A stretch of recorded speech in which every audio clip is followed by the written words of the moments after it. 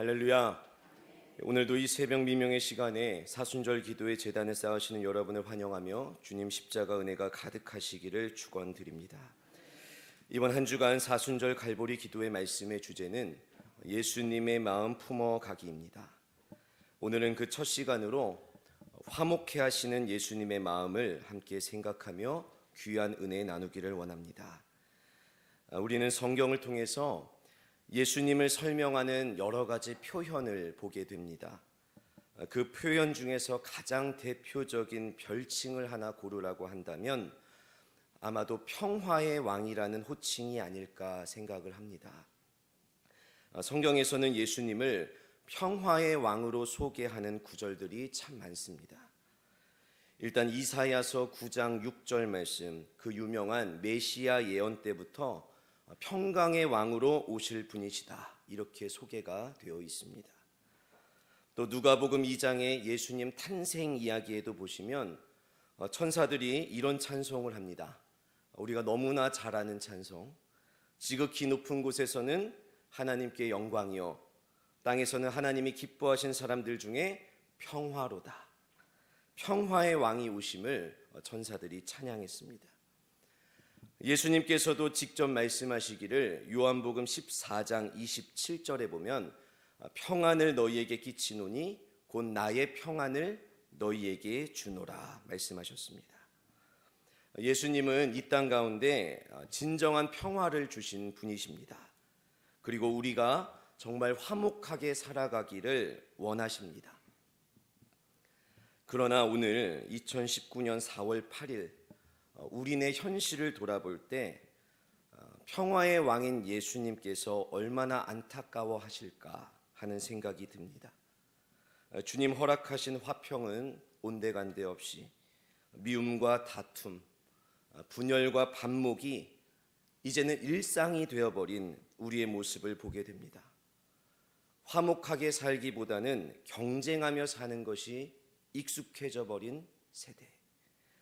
하루하루 총성 없는 전쟁을 치르며 살아가는 우리 현대인들의 모습 속에서 주님은 십자가 은혜를 다시 회복하기를 원하시는 줄로 믿습니다. 하나님과의 화목, 이웃과의 화평을 이루며 살아야 할 줄 믿습니다. 오늘 저와 여러분 화목해 하시는 그 예수님의 마음 품게 되기를 간절히 축원합니다. 오늘 사도 바울은 화목해 하시는 예수님의 마음을 우리가 어떻게 하면 잘 품을 수 있는지 몇 가지 방법을 제시해 줍니다. 우선 첫째는 과거를 기억하는 것입니다. 과거를 기억하는 것입니다. 이것이 화목해 하시는 예수님의 마음을 품는 첫 번째 방법입니다. 과거를 기억하라. 11절부터 12절까지 끊겠습니다.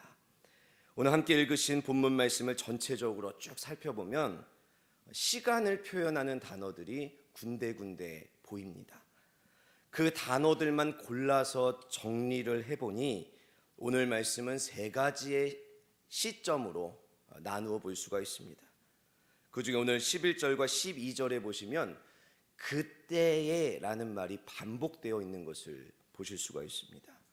11절 말씀에도 그러므로 생각하라 너희는 그때에, 12절에도 보시면 그때의 너희는, 그때라는 말이 반복해서 나오는 것을 보게 됩니다.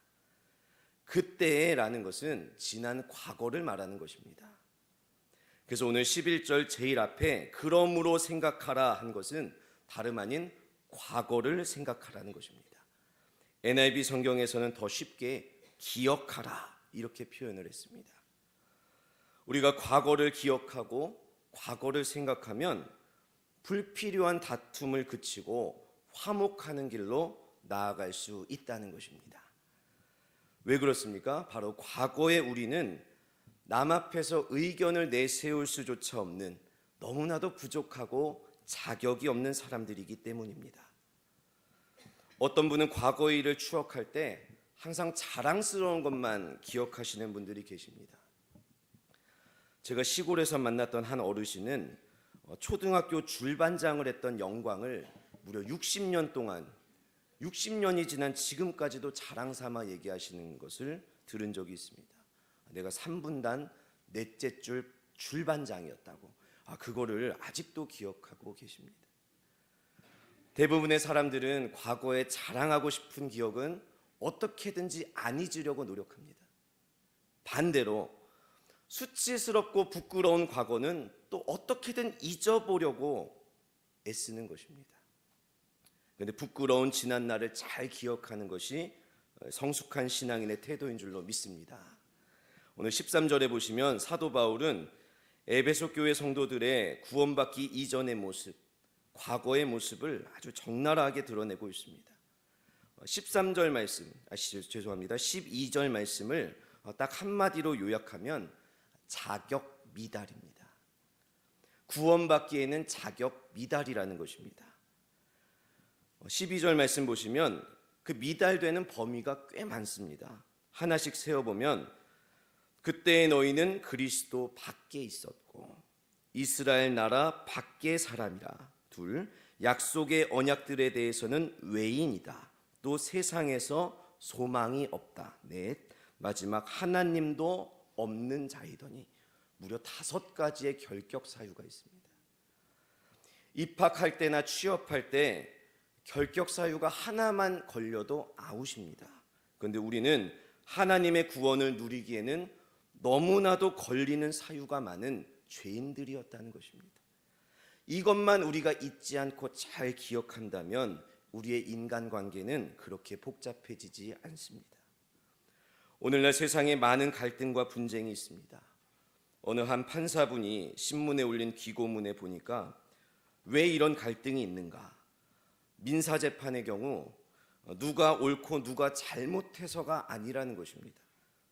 가만히 양쪽의 의견을 들어보면 이쪽도 옳고 저쪽도 옳은 경우가 대부분이랍니다. 내가 옳다, 아니다, 내가 더 옳다. 옳음과 옳음이 충돌할 때 거기서 발생하는 것이 갈등입니다. 오늘날 대부분의 사람들은 자기를 자격 미달이라고 생각하지 않습니다. 나는 꽤 괜찮은 사람, 좀 부족하지만 그래도 남들과 비교해 보면 평균 이상은 되는 사람, 나름의 분명한 원칙과 소신을 가지고 사는 사람이라며 스스로 자부하고 살아갑니다. 그렇게 살아가는 것이 저는 참 좋다고 생각합니다. 다만 달라진 삶을 자랑할 수 있다면 구원받기 이전에 내 연약했던 모습도 기억할 수 있어야 한다는 것입니다. 연약하고 부끄러운 나의 실체를 보지 않고는 하나님의 구원은 물론 이웃과의 화목도 누릴 수가 없습니다. 우리가 주님 앞에서 한없이 연약한 죄인이었다는 그 모습만 기억할 수 있다면 다른 사람의 실수와 불편함 정도는 눈 감아줄 수 있는 그런 아량과 넉넉함이 우리 안에 채워질 줄로 믿습니다. 주님의 은혜가 아니면 버림받았던 우리를 주님께서 만나주셨고 세워주셔서 오늘 우리가 이 자리까지 온 줄로 믿습니다. 과거를 생각하며 더 겸손한 마음으로 살아가며 주님께서 기뻐하시는 화목의 사람으로 살아가시는 저와 여러분 되기를 축원합니다. 둘째는 보혈의 능력을 믿는 것입니다. 보혈의 능력을 믿는 것입니다.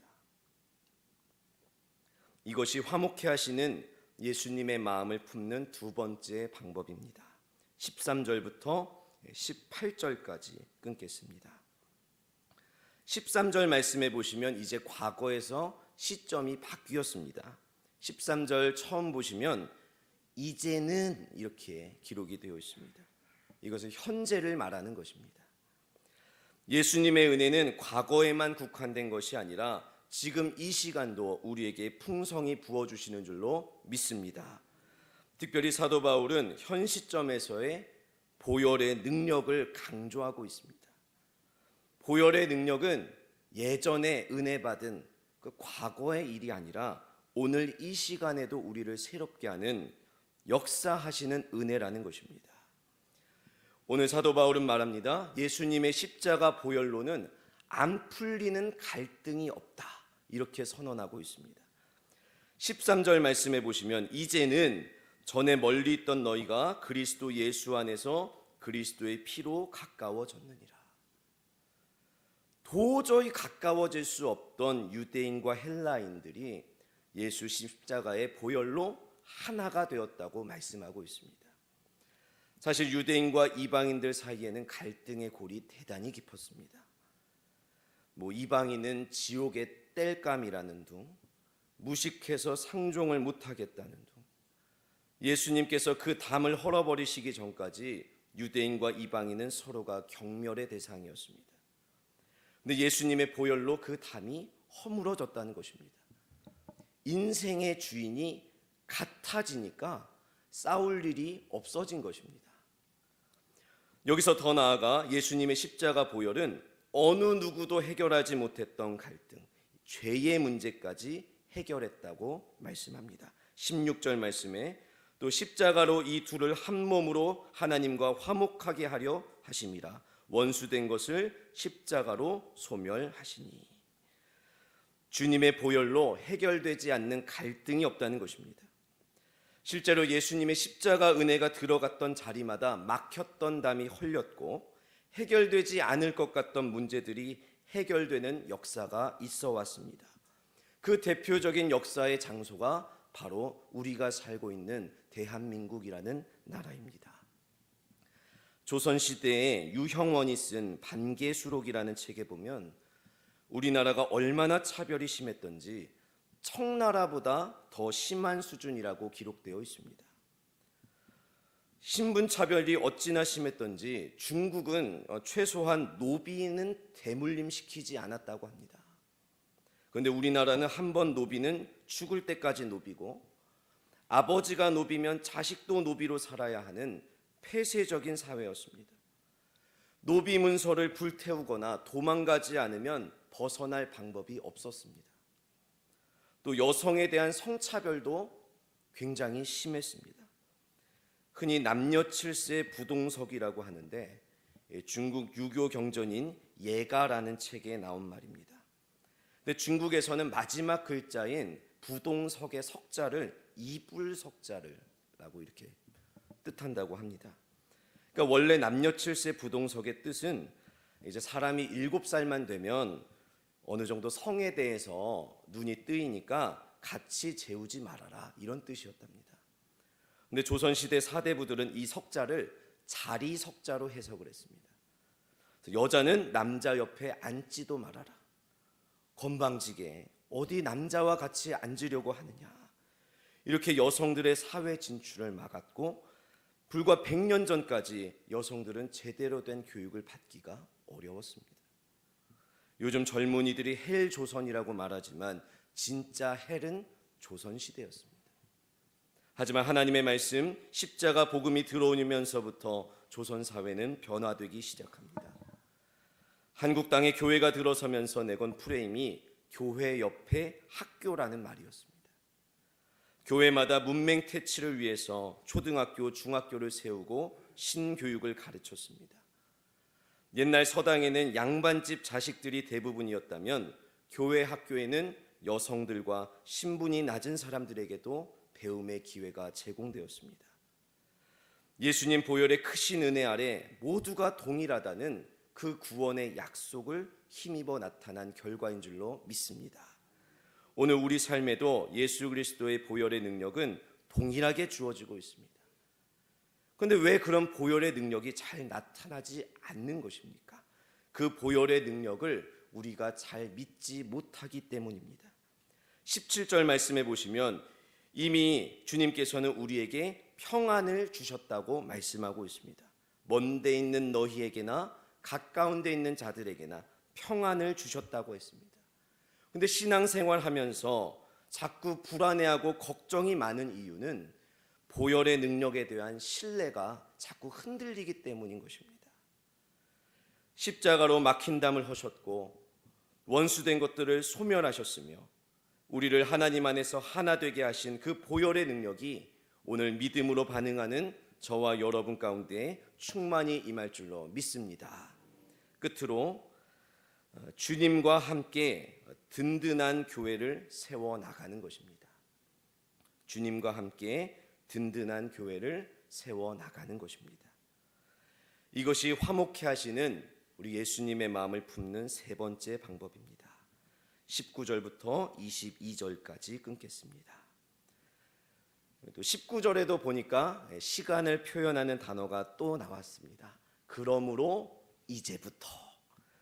이 말은 원어로 보면 지금부터 영원까지, 미래를 아우르는 표현입니다.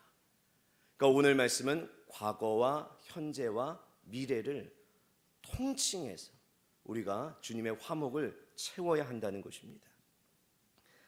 예수님은 우리가 화목하게 살기를 원하시는데 그 마음을 제대로 품으려면 더 이상 속으로 깨닫는 차원으로는 그쳐선 안 된다는 것입니다. 화목하게 살기 위해 노력하는 것이 중요하다는 사실입니다. 그 가장 큰 노력이 무엇이냐면 바로 주님과 함께 우리 교회를 든든히 세워나가는 것입니다. 사실 저와 여러분 누구도 예수 믿기 이전까지는 화평하지 않았습니다. 오히려 대립관계였습니다. 자라나는 어린 아이들을 보십시오. 언니, 오빠, 동생과 얼마나 다툼이 심합니까? 같은 피, 같은 어머니, 같은 아버지와 함께 생활하고 같이 밥을 먹으면서도 그렇게 대립하며 싸웁니다. 우리는 하나님과도 그랬고 이웃과도 그랬습니다. 시골에서 보면 항상 다투는 문제가 있습니다. 땅 문제입니다. 과거에 일제강점기 때만 해도 지적도를 직접 수기로 그렸습니다. 축척을 재가지고 지도를 그렸는데 이게 펜이 0.5mm냐 0.7mm냐 연필이 HB냐 4B 연필이냐에 따라서 땅의 위치가 바뀌는 것입니다. 그래서 최근에는 이제 GPS 방식으로 지적도가 바뀌면서 한 땅에 대해서 지배권을 주장하는 사람들끼리 다투는 일이 종종 생기곤 합니다. 한 땅에 두 세력이 있으면 항상 싸우게 되는 것입니다. 마찬가지로 우리의 마음이 그랬습니다. 나는 내 마음대로 살고 싶어 했습니다. 하지만 하나님께서는 내 마음의 주인이 되기를 원하셨습니다. 이 두 가지 마음이 오늘날 사람들 마음 안에서 갈등을 키우는 것입니다. 그런데 예수님의 십자가 희생으로 이제 우리 인생의 주인은 예수님 한 분으로 확정되었습니다.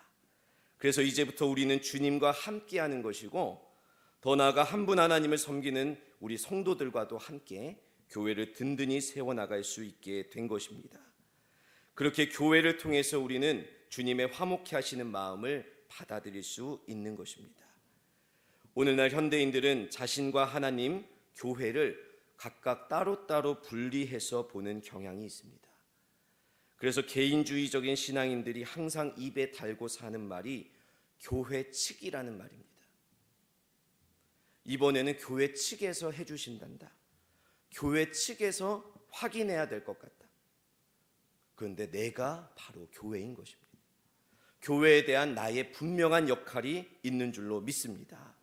교회는 처음부터 오늘까지 살아있는 교회입니다. 완성된 교회는 없습니다. 왜냐하면 지어져 가는 교회이기 때문입니다. 오늘 21절과 22절 끝에 보시면 다 진행형입니다. 21절 끝에 보시면 주 안에서 성전이 되어가고 22절 끝에도 그리스도 예수 안에서 함께 지어져 가느니라. 날마다 새로워지고 날마다 거듭나고 날마다 갱신하는 과정이 우리의 삶 가운데 계속되어야 할 줄로 믿습니다. 화목은 오늘로 끝나는 것이 아니라 앞으로 계속해서 짊어져 나가야 할 우리의 십자가인 줄로 믿습니다. 예수님은 우리가 서로 화목하게 지내기를 원하십니다. 하나님과의 화목, 이웃과의 화목, 잘 지내는 사람을 사랑하십니다.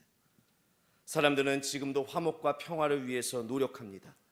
그래서 세계 지도자들은 온갖 회담을 하고 G7이니 G12이니 G20니 평화를 만들어 보기 위해서 노력을 합니다. 사이좋게 지내는 것이 그냥 되지 않기 때문에 회의를 하는 것입니다. 하지만 그런 인간의 노력으로 되지 않는다는 것을 우리는 최근 미국과 북한의 회담을 통해서 확인했습니다. 오직 예수님의 보혈, 십자가의 은혜로 화목해 됨을 믿습니다. 그 화목해 하시는 예수님의 마음을 품고 복된 사순절 경건하고 감사함으로 보내시는 저와 여러분 되시기를 축원합니다. 기도하겠습니다. 하나님 아버지, 우리에게 독생자 예수 그리스도를 보내주시고 하나님과 화목케 하시며 이웃과 화목케 하신 은혜에 감사드립니다. 주님께서 기대하시는 화목의 삶을 살아가는 우리 모든 광림의 권속들 다 되게 하여 주시옵소서. 과거를 기억하며 또 오늘의 은혜를 감사하며 다가올 미래에 헌신하는 이 시대의 빛과 소금 된 백성들 다 되게 하여 주시고 오늘 하루에 합당한 크신 은혜와 축복을 내려 주시옵소서. 주님 앞에 정성으로 제단 앞에 드리는 예물 드리는 손길들이 있습니다.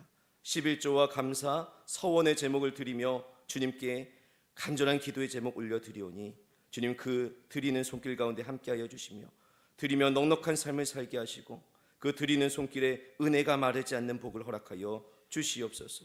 예수님의 이름으로 기도합니다. 아멘.